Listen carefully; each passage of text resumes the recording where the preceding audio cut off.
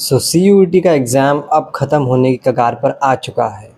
लगभग मैक्सिमम बच्चों के पेपर्स ख़त्म हो चुके हैं, 2-3 दिन और बचे हुए हैं। 28 मई वाला पेपर जो है पोस्टपोन हो चुका है। उसकी जो भी अपडेट आएगी आपको मैं बता दूंगा। तो अब आगे क्या करना है हम लोगों को? अब आगे ये करना है कि अब आपकी होगी काउंसलिंग। अब सबसे इम्पॉर्टेंट पार्ट है आपकी जर्नी का, आपके एडमिशन का। यहाँ से एक भी गलती आपके, अगर अच्छा स्कोर भी आता है, आपका पेपर अच्छा भी गया, तो वो भी काम ख़राब हो सकता है।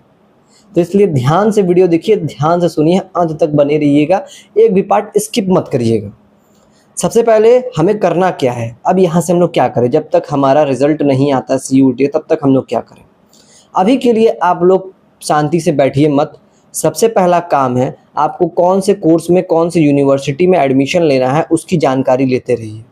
कोई अगर में आपके भैया या दीदी वगैरह वहाँ पढ़ते हैं, उनसे पूछिए कि वो कैसी यूनिवर्सिटी, वहाँ के कॉलेजेस कैसे, वहाँ पे और भी कैसे, मतलब एडमिशन प्रोसेस क्या है, ये सब चीज़ें जानिए, उनसे पूछने की कोशिश कीजिए। और नहीं तो हम लोग तो हैं ही बताने के लिए यहाँ पर, आप हमारे चैनल पर भी जुड़ सकते हो।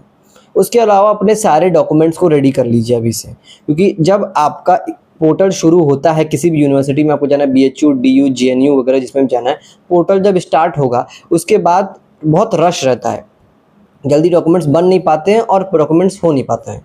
कौन कौन से डॉक्यूमेंट हमें जो है रेडी रखने हैं जब हमारा एग्ज़ाम अभी हम लोग जब एग्ज़ाम ख़त्म हो गया है, तो अपने कौन कौन से डॉक्यूमेंट के लिए अप्लाई कर दें। सबसे पहला काम आपका EWS OBC NCL का सर्टिफिकेट जो होना चाहिए, EWS खासकर 31 अप्रैल के बाद का रहना चाहिए। 31 मार्च का, 31 मार्च मतलब 1 अप्रैल के बाद का आपका रहना चाहिए। न्यू फाइनेंशियल ईयर 31 मार्च के बाद का आपका EWS का सर्टिफिकेट रहना चाहिए। OBC NCL का भी, ST SC का तो उन लोगों का एक बार बन जाता है, उससे दिक्कत नहीं होती, लेकिन OBC NCL और आपका EWS का 31 मार्च के बाद का रहना चाहिए। ये सर्टिफिकेट अभी से बनवा लीजिए, क्योंकि सर्टिफिकेट को बनने में 10 से 15 दिन लगते हैं। ठीक है।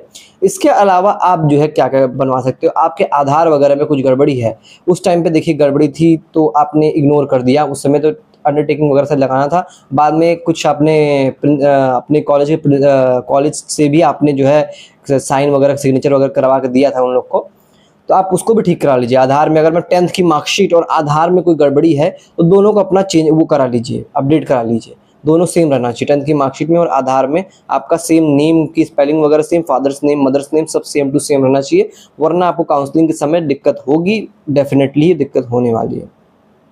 इसके अलावा जो है आप जो है अलग अलग काउंसलिंग, आप लोग अलग अलग यूनिवर्सिटीज़ के बारे में जानिए, उनके बारे में क्या क्या वहाँ पे कोर्सेज़ हैं उसके बारे में सर्च करते रहिए, बैठे रहिए, सब चीज़ें अपना देखते रहिए। ठीक है।